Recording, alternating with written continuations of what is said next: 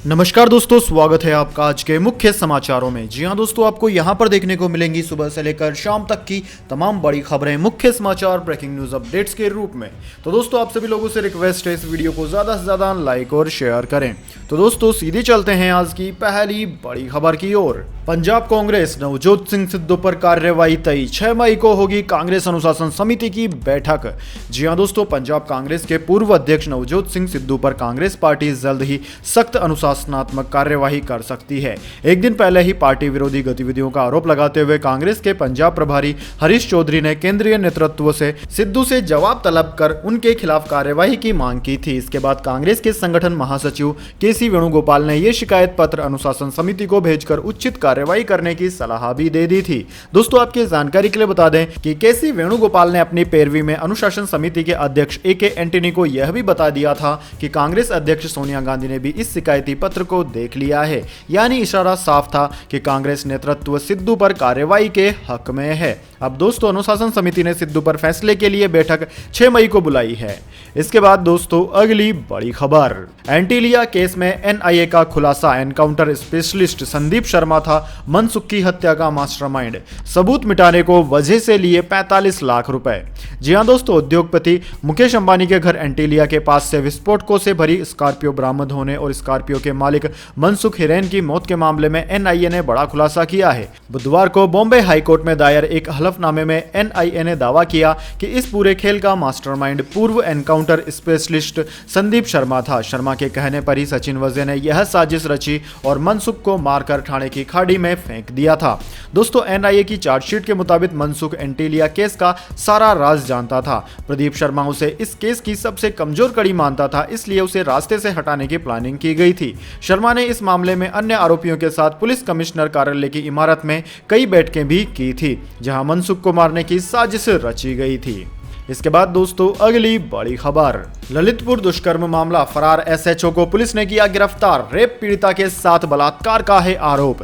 जी हां दोस्तों, रेप के मामले में फरार चल रहे ललितपुर के एसएचओ को पुलिस ने प्रयागराज से गिरफ्तार कर लिया है। आरोप है कि मानवता को शर्मसार करते हुए सामूहिक दुष्कर्म पीड़िता से थाना प्रभारी ने फिर से दुष्कर्म किया था। एडीजी प्रयागराज जोन प्रेम प्रकाश ने कहा कि पूर्व एसएचओ की तलाश में आज कौशाम्बी, प्रयागराज और बांदा में ताबड़तोड़ छापेमारी की गई थी। आरोपी एसएचओ लगातार अपनी लोकेशन बदल रहा था। सुबह वह बांदा में था और उसके बाद चित्रकूट आया। इसके बाद फिर कौशाम्बी होते हुए वह शाम को प्रयागराज पहुंचा। बयान के मुताबिक आरोपी एसएचओ की इलाहाबाद हाईकोर्ट के पास से गिरफ्तारी हुई है। वह लगातार अपने मोबाइल नंबर भी बदल रहा था।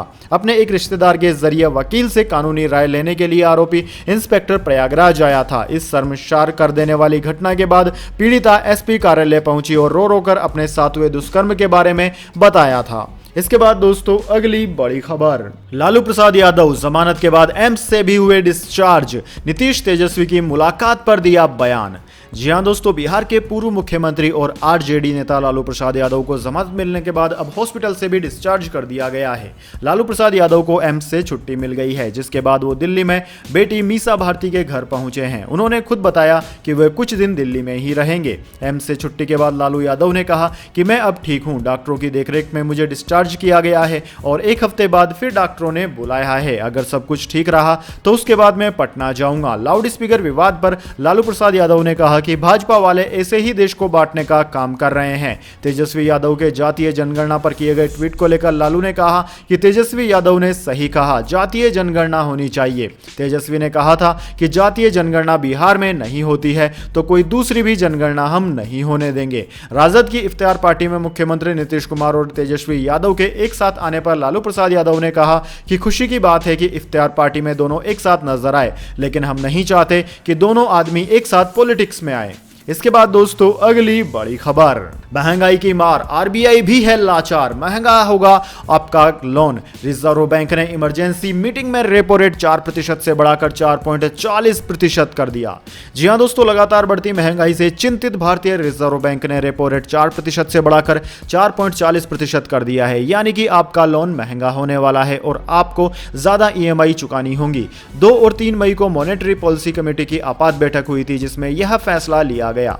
आरबीआई गवर्नर शक्तिकांत दास ने बुधवार को एक प्रेस कॉन्फ्रेंस में यह जानकारी दी। मॉनेटरी पॉलिसी की मीटिंग हर 2 महीने में होती है। पिछली मीटिंग 6 से 8 अप्रैल को हुई थी। पिछली बार 22 मई 2020 को रेपो रेट में बदलाव हुआ था। तब से ये 4% के ऐतिहासिक लो लेवल पर बना हुआ था। रेपो रेट वह रेट होता है जिस पर आरबीआई से बैंकों को कर्ज मिलता है, जबकि रिजर्व रेपो रेट वह दर होती है जिस पर बैंकों को आरबीआई के पास अपना पैसा रखने पर ब्याज मिलता है। इसके बाद दोस्तों अगली बड़ी खबर, रतन टाटा के लिए भारत रत्न की मांग। वेदांत बिरला ने कहा, वे देश के असली रतन, उनके जैसे दिग्गज को बूढ़े होते देखना दुखद है। जी हां दोस्तों, बिरला प्रेडिशन टेक्नोलॉजी बीपीटी के एमडी वेदांत बिरला ने रतन टाटा को भारत रत्न दिए जाने की मांग की है। असम में कैंसर अस्पतालों के उद्घाटन के मौके पर रतन टाटा ने बेहद भावुक स्पीच दी। अपनी स्पीच की शुरुआत अंग्रेजी से करते हुए उन्होंने कहा कि वे अपनी जिंदगी के आखिरी साल स्वास्थ्य को समर्पित कर रहे हैं। वेदांत बिरला ने ट्वीट करते हुए कहा कि रतन टाटा जैसे दिग्गज को इस तरह बूढ़ा होते देखना बेहद दुखद है। हमारे देश के लिए उनका योगदान अतुलनीय है। वह भारत रत्न डिजर्व करते हैं। दोस्तों, असम के डिब्रूगढ़ में पीएम नरेंद्र मोदी ने कैंसर ट्रीटमेंट सेंटर का उद्घाटन किया। इस अवसर पर उद्योगपति रतन टाटा ने अपने जीवन के आखिरी साल को स्वास्थ्य के लिए समर्पित करने का ऐलान किया था। कैंसर अस्पताल के उद्घाटन के मौके पर पीएम मोदी, असम के सीएम हेमंत बिस्वा शर्मा, पूर्व मुख्यमंत्री सर्बानंद सोनोवाल सहित अन्य लोग मौजूद थे। इसके बाद दोस्तों अगली बड़ी खबर, एमपी की पॉलिटिक्स में प्रियंका गांधी की एंट्री। सिवनी में आदिवासियों की हत्या पर आरएसएस बीजेपी का नाम घसीटा, कहा इनका एजेंडा है नफरत फैलाना। जी हां दोस्तों, सिवनी में मंगलवार को हुई मॉब लिंचिंग में पुलिस ने अब तक 14 लोगों को गिरफ्तार कर लिया है। मामले में कांग्रेस महासचिव प्रियंका गांधी ने ट्वीट किया। उन्होंने लिखा कि सिवनी में बजरंग दल के लोगों ने 2 आदिवासियों की पीट कर हत्या कर दी। आरएसएस भाजपा का संविधान व दलित आदिवासियों से नफरत का एजेंडा आदिवासियों के प्रति हिंसा को बढ़ावा दे रहा है। हमें एकजुट होकर नफरत से भरे इस एजेंडे को रोकना होगा। दोस्तों, भाजपा जिला अध्यक्ष आलोक दुबे ने बताया कि मुख्यमंत्री शिवराज सिंह चौहान और प्रदेश बीजेपी अध्यक्ष वीडी शर्मा ने घटना पर शोक जताया है, साथ ही अधिकारियों को जांच के निर्देश दिए हैं। इसके बाद दोस्तों अगली बड़ी खबर, ट्विटर से कमाई का प्लान। एलन मस्क गवर्नमेंट और कमर्शियल यूजर्स पर लगा सकते हैं चार्ज, सामान्य यूजर्स के लिए रहेगी फ्री सर्विस। जी हां दोस्तों, एलन मस्क ने जब से ट्विटर खरीदा है तभी से आशंका थी कि ट्विटर की सर्विस ज्यादा दिन तक फ्री नहीं मिलने वाली है। दुनिया के सबसे बड़े अमीर बिजनेसमैन ने इन आशंकाओं को खुद ही क्लियर कर दिया है। उन्होंने ट्विटर पर कहा कि इस प्लेटफॉर्म के कमर्शियल और सरकारी यूजर को इसके इस्तेमाल के लिए पैसे खर्च करने पड़ेंगे। उन्होंने साधारण यूजर को लेकर भी स्थिति साफ कर दी। एलन मस्क ने एक ट्वीट किया जिसमें उन्होंने लिखा कि कैजुअल यूजर्स के लिए ट्विटर हमेशा फ्री रहेगा, लेकिन कमर्शियल सरकारी यूजर्स को शायद थोड़ी कीमत चुकानी पड़ सकती है। वेरीफाइड ट्वीट को एम्बेड या कोट करने पर थर्ड पार्टी वेबसाइट से भी पैसा वसूलने की बात उन्होंने कही थी। इसके बाद दोस्तों अगली बड़ी खबर, दुनिया में बढ़ रही है भुखमरी। 2021 में 4 करोड़ और लोग खाद्य संकट से घिरे, यूएन रिपोर्ट का खुलासा। जी हां दोस्तों, संयुक्त राष्ट्र के खाद्य और कृषि संगठन एएफओ ने बुधवार को कहा कि संघर्ष, जलवायु परिवर्तन और आर्थिक संकट ने लोगों की आजीविका को तबाह कर दिया है, जिससे पिछले साल भूख का सामना करने वाले लोगों की संख्या बढ़कर 193 मिलियन हो गई। विशेषज्ञों ने चेतावनी दी है कि यूक्रेन में रूस के युद्ध से अकाल पड़ सकता है। एफओ ने एक वार्षिक रिपोर्ट में कहा कि 2021 में लगभग 40 मिलियन और लोगों को तीव्र खाद्य असुरक्षा में धकेल दिया गया। भुखमरी की समस्या का सामना कर रहे 53 देशों में सबसे अधिक प्रभावित कांगो लोकतांत्रिक गणराज्य, इथोपिया, यमन और अफगानिस्तान है, जहां 2021 में तालिबान के अधिग्रहण के बाद देश के वित्तीय संकट में फंसने से लाखों लोग भुखमरी का सामना कर रहे हैं। इसके बाद दोस्तों अगली बड़ी खबर, स्टॉक मार्केट, रेपो रेट बढ़ने से शेयर बाजार में हाहाकार, सेंसेक्स 1450 अंक टूटा। जी हां दोस्तों, हफ्ते के तीसरे कारोबारी दिन शेयर बाजार ने सुबह में हरे निशान के साथ कारोबार की शुरुआत की। दिन में कारोबार के दौरान एलआईसी का आईपीओ खुलने से भी निवेशक उत्साहित दिखाई दिए, लेकिन दोपहर बाद आरबीआई की तरफ से रेपो रेट बढ़ाने के से बाजार में बिकवाली का दौर शुरू हो गया। देखते ही देखते सेंसेक्स 1500 अंक गिरकर 55,501 अंक के निचले लेवल पर पर आ गया। दोपहर करीब 3 बजे सेंसेक्स के 30 में से 27 शेयर को हरे निशान के साथ कारोबार करते हुए देखा गया। इसी तरह निफ्टी 405.80 अंक टूटकर 16,693 पर कारोबार कर रहा है। एक समय 55,500 अंक तक टूटने के बाद सेंसेक्स में हल्की रिकवरी देखी गई। दोस्तों, कारोबार के दौरान Bajaj Finserv, Titan, Bajaj finance समेत कई बड़े शेयर्स में 3% से भी ज्यादा की गिरावट देखी गई। हालांकि विप्रो, कोटक महिंद्रा, इन्फोसिस, पावर ग्रिड और एनटीपीसी के स्टॉक हरे निशान के साथ कारोबार कर रहे थे। इसके बाद दोस्तों अगली बड़ी खबर, मौसम समाचार। दिल्ली एनसीआर में मौसम ने ली करवट। बारिश के चलते एयरपोर्ट पर लैंड नहीं हो पाई 3 फ्लाइट। जानिए देश के बाकी राज्यों के मौसम के हाल। जी हां दोस्तों, जाने आज के मौसम समाचार, लेकिन उससे पहले मेरी आपसे एक छोटी सी रिक्वेस्ट है। अगर दोस्तों आपको अभी तक हमारी न्यूज पसंद आई है तो इसे एक छोटा सा लाइक जरूर दे दीजिए, और अगर आपको पसंद नहीं आई है तो बेशक आप डिसलाइक भी कर सकते हैं, लेकिन दोस्तों लाइक और डिसलाइक जरूर कीजिए, क्योंकि दोस्तों यही हमारी मेहनत का फल होता है और इसी से हमें पता चलता है कि आपको हमारी वीडियोस पसंद आई है या नहीं।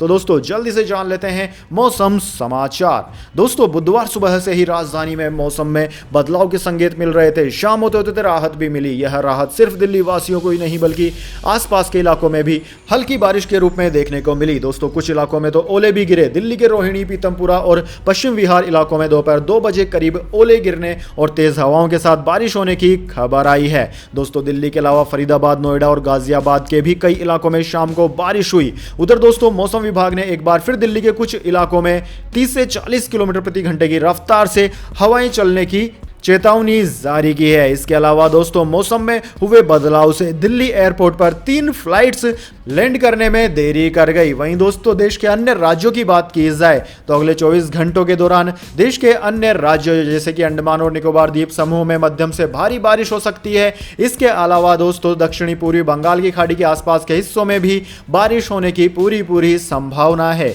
वहीं दोस्तों पंजाब, हरियाणा, उत्तरी राजस्थान, दिल्ली और पश्चिम उत्तर प्रदेश के कुछ हिस्सों में धूल भरी आंधी गरज के साथ हल्की बौछारें पड़ने की पूरी संभावनाएं हैं। इसके बाद दोस्तों अगली बड़ी खबर, धमकाने वाले जर्नलिस्ट पर बीसीसीआई का एक्शन। बोरिया मजूमदार पर 2 साल का लगा बैन, स्टेडियम में एंट्री भी नहीं। रिद्धिमान साहा को दी थी धमकी। जी हां दोस्तों, बीसीसीआई ने क्रिकेट इतिहासकार, पत्रकार और बायोग्राफी राइटर बोरिया मजूमदार पर 2 साल का बैन लगा दिया है। मजूमदार पर विकेटकीपर बल्लेबाज रिद्धिमान साहा को इंटरव्यू के नाम पर धमकाने का आरोप है। दोस्तों इससे पहले दैनिक भास्कर ने ही खुलासा किया था कि साहा प्रकरण में जिस पत्रकार का जिक्र हो रहा है वह कोई और नहीं बल्कि बोरिया मजूमदार है। दोस्तों बीसीसीआई ने बताया कि हम देश भर की तमाम स्टेट यूनिट्स को सूचित करने जा रहे हैं कि बोरिया को किसी भी स्टेडियम में घुसने की इजाजत न दी जाए। घरेलू मुकाबलों में भी बोरिया को मीडिया एक्रीडिटेशन नहीं दिया जाएगा। मीडिया एक्रीडिटेशन न मिलने का अर्थ है कि मजूमदार अब टीम इंडिया की किसी भी प्रेस कॉन्फ्रेंस में शामिल नहीं हो पाएंगे। इसके बाद दोस्तों अगली बड़ी खबर, गंगोत्री धाम से ग्राउंड रिपोर्ट। गंगोत्री यमुनोत्री धाम के कपाट खुले, देश भर से आने लगे श्रद्धालु, संख्या से पाबंदी भी हट गई। जी हां दोस्तों, गंगोत्री और यमुनोत्री धाम के कपाट मंगलवार को पूरे विधि विधान के साथ श्रद्धालुओं के लिए खोल दिए गए। इसके साथ ही 4 धाम यात्रा भी शुरू हो गई है। दोस्तों इस मौके पर गंगोत्री धाम में सीएम पुष्कर सिंह धामी भी पहुंचे और पूजा में शामिल हुए। कपाट खुलने के बाद सीएम धामी ने सबसे पहले प्रधानमंत्री नरेंद्र मोदी के नाम की पूजा की। इस मौके पर धामी ने कहा कि यात्रा को लेकर कोई संख्या निर्धारित नहीं की गई है। अगर यात्री अधिक संख्या में आते हैं तो उसके बाद कोई निर्णय लिया जाएगा। पिछले दिनों दोस्तों शासन की ओर से यात्रियों की संख्या निर्धारण के आदेश जारी किए गए थे।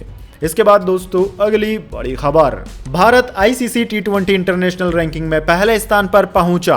जी हां दोस्तों, अंतरराष्ट्रीय क्रिकेट परिषद ने टी20 इंटरनेशनल टीमों की सालाना रैंक जारी कर दी है। आईसीसी द्वारा जारी की गई ताजा रैंकिंग में भारतीय टीम टी20 में शीर्ष स्थान पर पहुंच गई है। दोस्तों रोहित शर्मा के कप्तानी वाली कप्तान बनने के बाद टीम इंडिया ने टी20 अंतरराष्ट्रीय मैचों में शानदार प्रदर्शन किया। इससे पहले बीते वर्ष संयुक्त अरब अमीरात में खेले गए टी20 विश्व कप में भारत का प्रदर्शन बेहद निराशाजनक रहा था। टी20 वर्ल्ड कप में भारतीय टीम पहले राउंड से ही बाहर हो गई थी, लेकिन रोहित शर्मा के कमान संभालने के बाद भारतीय टीम ने टी20 इंटरनेशनल मैचों में जबरदस्त प्रदर्शन किया, जिसके बाद टीम इंडिया एक बार फिर क्रिकेट के सबसे छोटे प्रारूप में शीर्ष पर पहुंचने में सफल रही है। दोस्तों रेटिंग पॉइंट्स की बात की जाए तो भारत के पॉइंट्स 270 हैं। इसके बाद में दूसरा नंबर इंग्लैंड का आता है जिसके 265 नंबर हैं। इसके अलावा तीसरा नंबर पाकिस्तान का है 261 अंकों के साथ में। 253 अंकों के साथ साउथ अफ्रीका चौथे, 251 रेटिंग पॉइंटों के साथ ऑस्ट्रेलिया पांचवें, 250 अंकों के साथ न्यूजीलैंड छठे, 240 अंकों के साथ वेस्ट इंडीज सातवें और 233 अंकों के साथ बांग्लादेश 8वें नंबर पर है। इसके अलावा दोस्तों श्रीलंका 9वें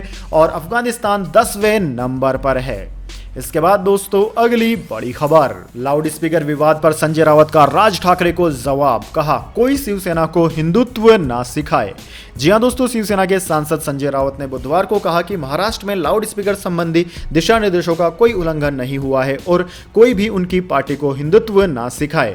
भारतीय जनता पार्टी और महाराष्ट्र नवनिर्माण सेना MNS का नाम लिए बिना रावत ने संवाददाताओं से कहा कि लोग उन लोगों पर गौर नहीं करते जो छद्म हिंदूवादियों के समर्थन से शिवसेना के खिलाफ साजिश रचते हैं। दोस्तों आपकी जानकारी के लिए बता दें कि मनसे प्रमुख राज ठाकरे ने एक दिन पहले ही अजान के लिए लाउड स्पीकर का उपयोग किए जाने के विरोध में लोगों से हनुमान चालीसा का पाठ करने का आह्वान किया था। रावत ने कहा कि महाराष्ट्र में लाउड स्पीकर संबंधी नियमों का उल्लंघन नहीं हो रहा है। राज्य उच्चतम न्यायालय द्वारा दिए गए दिशा निर्देशों का पालन कर रहा है। अगर कोई कानून का उल्लंघन करता है तो सरकार उससे निपटने में सक्षम है। इसके बाद दोस्तों अगली बड़ी खबर, LIC IPO 16.2 करोड़ शेयरों में से 9 करोड़ से ज्यादा पर बिडिंग, पॉलिसी होल्डर्स का कोटा करीब 2 गुना भरा। जी हां दोस्तों, LIC IPO को अपने पहले ही दिन बुधवार को बम्पर ओपनिंग मिली। देश का अब तक का सबसे बड़ा IPO सुबह 10 बजे सब्सक्रिप्शन के लिए खुला और अब तक ये 61% सब्सक्राइब हो चुका है। दोस्तों पॉलिसी होल्डर्स के लिए रिजर्व किया गया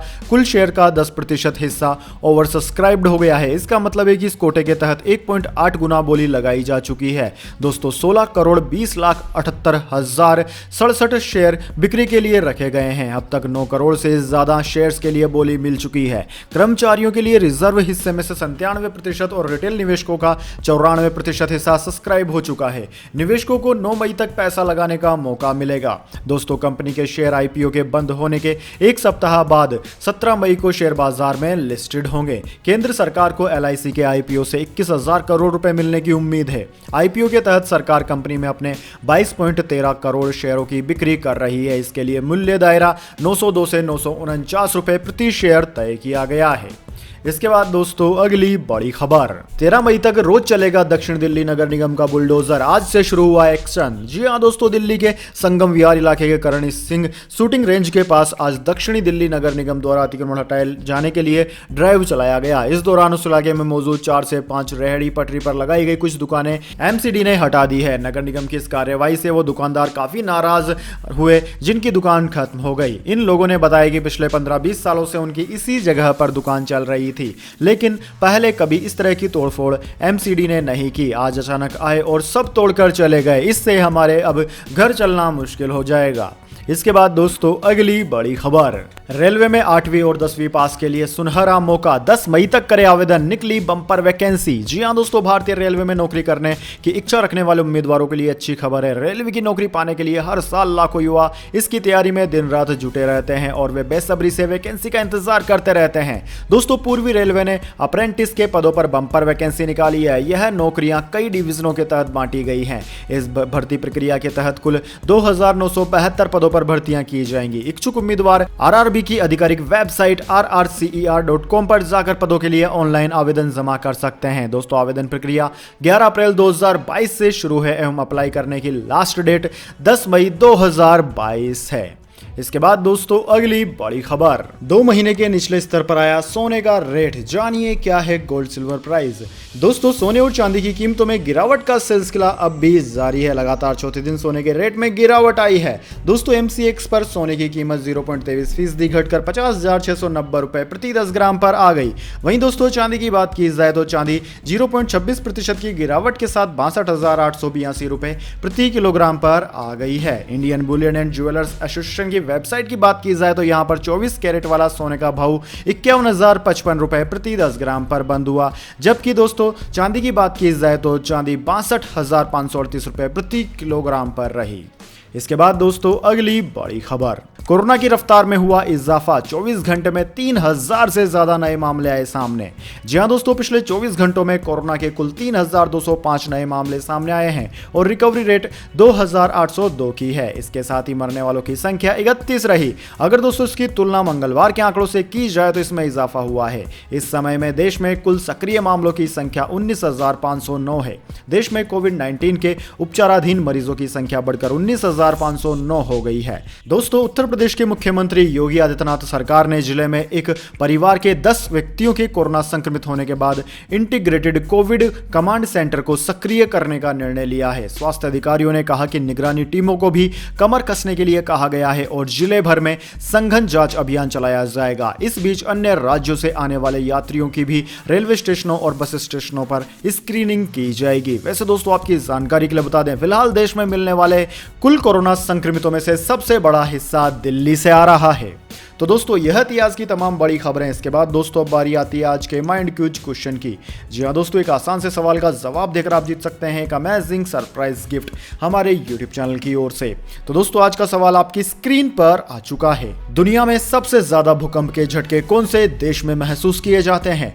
जी हाँ दोस्तों, अगर आप जानते हैं उस देश का नाम जहां पर दुनिया में सबसे ज्यादा बार भूकंप के झटके आते हैं एक साल में, तो जल्दी से उस देश का नाम कमेंट बॉक्स में लिख दीजिए। अगर दोस्तों आपका जवाब होता है एकदम सही और आप चले जाते हैं लक्की विजेता के रूप में, तो आपको मिल सकता है एक अमेजिंग सरप्राइज गिफ्ट हमारे YouTube चैनल की ओर से। तो दोस्तों, जल्दी से अपना उत्तर कमेंट बॉक्स में लिख दीजिए, वीडियो को लाइक कर लीजिए और चैनल को सब्सक्राइब करके बेल आइकन भी दबा लीजिए। धन्यवाद। वंदे मातरम। जय हिंद, जय भारत।